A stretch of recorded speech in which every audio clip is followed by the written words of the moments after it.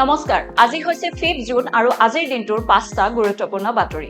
প্ৰথমটো বাতৰি হৈছে 5 জুনৰ দিনা সেলিব্ৰেট কৰা হয় বিশ্ব পৰিৱেশ দিৱস গোটেই বিশ্বতে বিশ্ব পৰিৱেশ দিৱস সেলিব্ৰেট কৰাৰ লগতে আজাৰবাইজান হৈছে ইয়াৰে international host country United Nation environment প্ৰগ্ৰামৰ দ্বাৰা যেটো থিম দিয়া হৈছে এটো হৈছে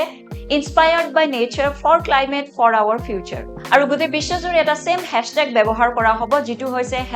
#NowForClimate দ্বিতীয়টো বাতৰি উত্তৰ প্ৰদেশৰ বালিয়াত থকা জয়প্ৰকাশ নাৰায়ণ বাৰ্ড চেংচুৱাৰী হৈ পৰিছে ভাৰতৰ 100 নম্বৰখন ৰামসাৰ সাইট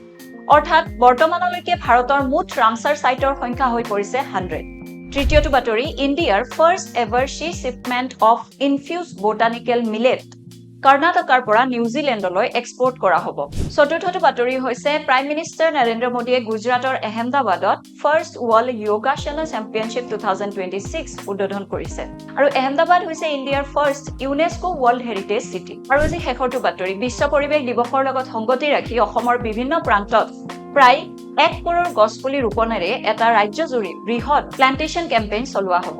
আত্মসহায়ক গোটৰ মহিলাসকলৰ দ্বাৰা এই গছপুলি ৰোপণ কাৰ্য সম্পন্ন কৰা হ'ব ডেইলি কাৰেণ্ট এফেয়াৰৰ বাবে ফলো কৰিবলৈ নাপাহৰিব ইকুহিপাত